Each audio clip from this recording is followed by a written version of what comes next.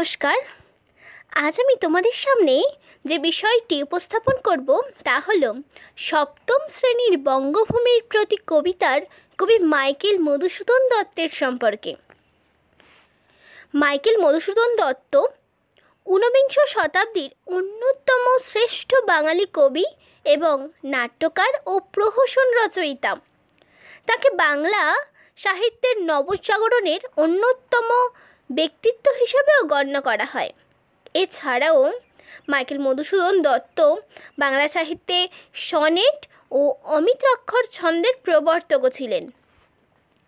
জন্ম: মাইকেল মধুসূদন দত্ত 1824 খ্রিস্টাব্দে 25শে জানুয়ারি বর্তমান বাংলাদেশের যশোর জেলায় এক সম্ভ্রান্ত জমিদার বংশে জন্মগ্রহণ করেছিলেন। তার পিতার নাম রাজনারায়ণ দত্ত এবং তার মায়ের নাম জাহ্নবী দেবী। তার পিতা সেই সময় একজন অবস্থাসম্পন্ন উকিল ছিলেন এবং তার মাও একজন শিক্ষিত মহিলা ছিলেন। তার শিক্ষা জীবন: মাইকেল মধুসূদন দত্ত শুরুতেই তার গ্রাম সাগরদাড়ি সেখানে এক পাঠশালাতে পড়াশোনা করেন এবং পরে 7 বছর বয়সে তিনি কলকাতার খিদিরপুর স্কুলে ভর্তি হন। এরপর 1833 খ্রিস্টাব্দে ঠিক 2 বছর পরে তিনি হিন্দু কলেজে ভর্তি হন এবং সেখানেই তিনি বাংলা, সংস্কৃত, ফার্সি প্রভৃতি ভাষা শেখেন। এই হিন্দু কলেজে থাকাকালীন মধুসূদন দত্ত একটা স্বপ্ন দেখেছিলেন, বিলেতে যাওয়ার স্বপ্ন এবং বড় কবি হওয়ার স্বপ্ন। 1843 খ্রিস্টাব্দে 9 ফেব্রুয়ারি মাত্র 19 বছর বয়সে তিনি তার এই স্বপ্ন পূরণের জন্যই খ্রিস্টান ধর্ম গ্রহণ করেন এবং তখন থেকেই তার নামের পূর্বে মাইকেল কথাটি যুক্ত হয়ে যায়। আর আমরা তো জানি মাইকেল মধুসূদন দত্ত, তখন থেকেই তার নামটা এটাই হয়ে যায়। কিন্তু এই হিন্দু কলেজে যেখানে উনি পড়াশোনা করতেন সেখানে খ্রিস্টানদের অধ্যয়ন করা নিষিদ্ধ থাকায় মাইকেল মধুসূদন দত্ত সেই কলেজ ত্যাগ করেন। এরপর 1844 খ্রিস্টাব্দে তিনি বেবস কলেজে ভর্তি হন এবং সেখানেই তিনি অধ্যয়ন করেন। আর সেখানে অধ্যয়ন করাকালীন তিনি ইংরাজি ছাড়াও গ্রিক, ল্যাটিন, সংস্কৃত এই সমস্ত ভাষা শিখেছিলেন। তবে মধুসূদন দত্ত তার এই ধর্মান্তরের কারণে তার পিতামাতা সহ আত্মীয় স্বজন, বন্ধুবান্ধব সকলের নিকট থেকেই তিনি বিচ্ছিন্ন হয়ে যায়। এমনকি তার পড়াশোনার জন্য তার পিতা যেটুকু অর্থ পাঠাতেন সেটাও তিনি বন্ধ করে দেন একটা সময়। তাই অগত্যা বাধ্য হয়ে তাকে শিক্ষকতা করতে শুরু করতে হয়। এর পরবর্তীকালে তার সাহিত্য জীবনে আমরা দেখি মাইকেল মধুসূদন দত্ত বাংলা কাব্যকে ছন্দের বন্ধন থেকে মুক্ত করে দেয় এবং অমিত্রাক্ষর ছন্দের ব্যবহার করেন। ঠিক আছে, এই অমিত্রাক্ষর ছন্দ মাধ্যমে রামায়ণ উপাখ্যান অবলম্বন করে তিনি রচনা করেছিলেন তার মহাকাব্য হচ্ছে মেঘনাদ বধ মহাকাব্য। এটাই ছিল তার শ্রেষ্ঠ কীর্তি। এরপর তিনি যে এই মহাকাব্য রচনা করেছিলেন, এই মহাকাব্যতে মূলত তিনি রামায়ণের একটা কাহিনী তো অবলম্বন করে রচনা করেছিলেন। এই রামায়ণের যে রাবণকে আমরা সাধারণত কিভাবে জানি?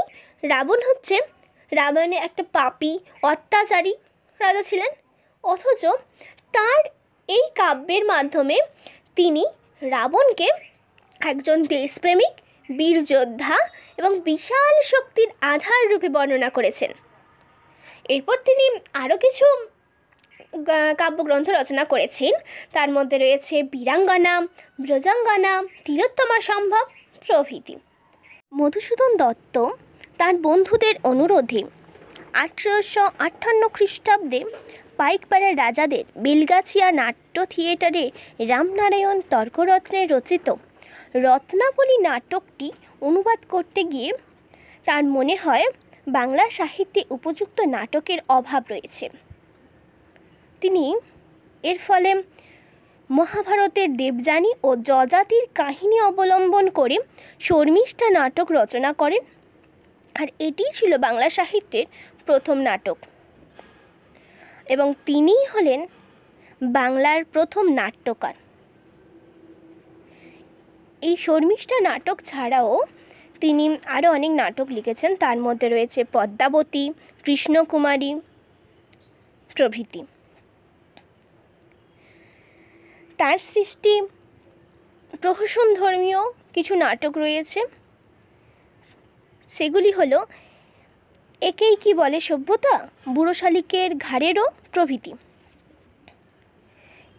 তার একেই কি বলে সভ্যতা এই প্রথম নাটকে তিনি ইংরেজি শিক্ষিত মাদকাসক্তি উচ্চশৃঙ্খল অনাচারকে কটাক্ষ করে এই নাটকটি রচনা করেন, এবং তার দ্বিতীয় নাটকে হিন্দু সমাজের রক্ষণশীল নীতিভ্রষ্ট সমাজপতিদের গোপন লাম্পট্যকে তিনি তুলে ধরেছেন। তার এই প্রহসনের দুটি কাহিনী সমস্ত দিক থেকেই আজও অতুলনীয়। এছাড়াও মাইকেল মধুসূদন দত্ত সর্বপ্রথম ইংরেজি সনেটকে অনুসরণ করে চতুর্দশপদী কবিতাবলী সৃষ্টি করেন। তাই তিনি বাংলা সাহিত্যের ইতিহাসে আমাদের কাছে মধু কবি হিসাবেই পরিচিতি লাভ করেছেন। 1865 সালে মধুসূদন দত্ত ইংল্যান্ডে যান এবং 1866 সালে ব্যারিস্টার পাশ করে তিনি বিদেশে থাকাকালীন একবার অত্যন্ত ঋণগ্রস্ত অসুস্থ হয়ে পড়েন। তার সেই মহাবিপদ থেকে তার বন্ধু স্বয়ং বিদ্যাসাগর মহাশয় উদ্ধার করেন।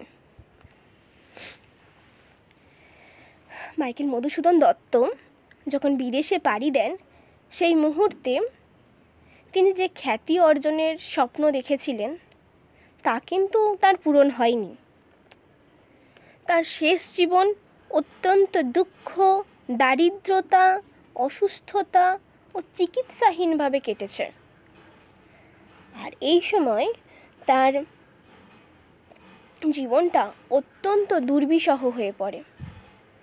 আর এখানে তার দ্বিতীয় স্ত্রী মারা যাওয়ার ঠিক 3 দিন পরেই তিনি 1873 খ্রিস্টাব্দে 29শে জুন একেবারে নিঃস্ব অবস্থায় মৃত্যুবরণ করেন। ধন্যবাদ। আশা করি আমার এই উপস্থাপনা আপনাদের ভালো লাগবে।